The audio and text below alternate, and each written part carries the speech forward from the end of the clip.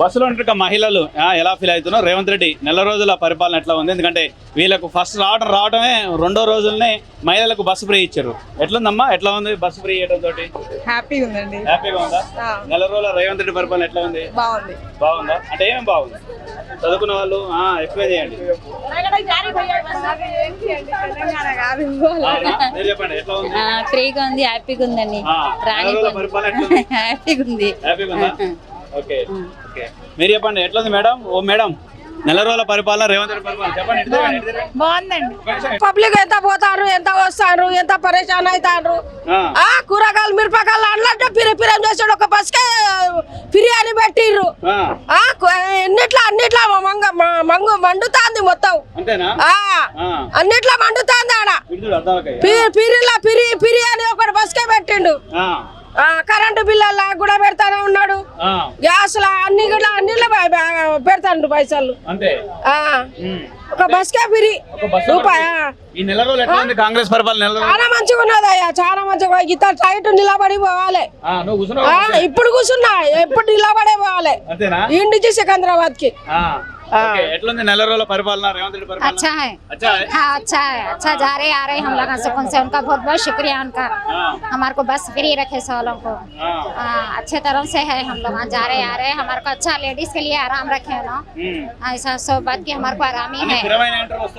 పిరమైతే ఉన్నాయి కదా, ఇక ఏం చేద్దాం. ఇక అయినా అయితే మాకు బస్ మంచిగా లేడీస్ కి పెట్టిండు, మంచిగా పోతున్నాం వస్తున్నాం. దాంతో పాటు మరికొంతమంది ప్రయాణికులను అడిగి తెలుసుకుందాం.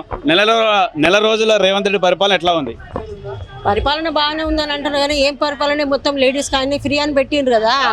ఫ్రీ అని పెట్టిండు కానీ అది అందరూ కొట్టుకొని సావడం తప్ప ఏం లేదు. దాని బదులు కొంచెం రేటు తగ్గించి టికెట్లు తగ్గించి పెడితే బాగుండేది.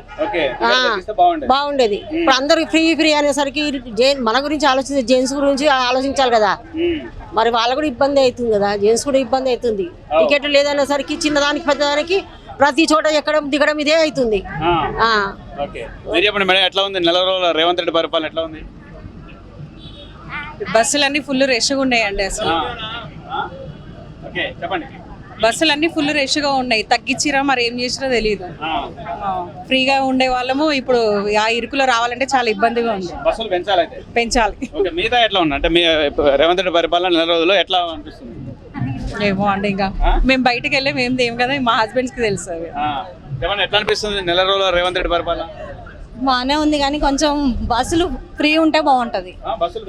అంటే ఫ్రీగా ఉంటే బాగుంటది. రష్ ఉంటుంది కదా బస్సులు ఫుల్గా.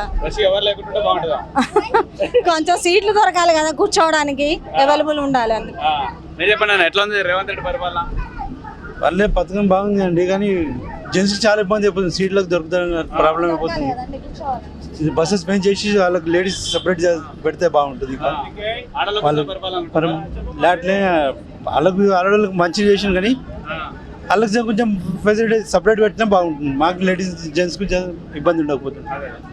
అంటే ఇది జనాలు చెప్పేది. కొంతమంది పెదవిరుస్తున్నారు, మరి కొంతమంది బాగుందన్నట్టుగా అభిప్రాయం కూడా వ్యక్తం చేస్తున్నారు. ఎందుకంటే బస్సు ఫ్రీ ఉండాలి కానీ కొన్ని బస్సులు పెంచాల్సిన అవసరం కూడా ఉంది. దీంతో ఇవాళ కొద్దిగా ఫ్రీగా కనపడుతుంది కానీ చాలా వరకు మహిళలతోటే నిండిపోతుంది.